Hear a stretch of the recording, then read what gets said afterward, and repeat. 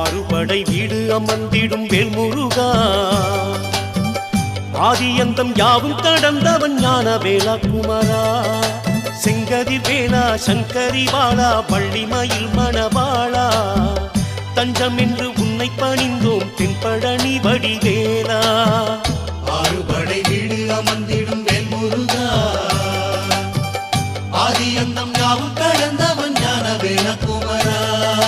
செங்கதிர் வேலா சங்கரி பாலா வள்ளிமயில் மணவாளா, தஞ்சம் என்று உன்னை பணிந்தோம் தென்பழனி வடிவேலா.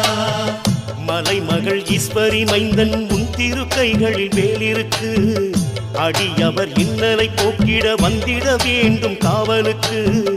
காலை முதல் மாலை வரையில் உன்னழகு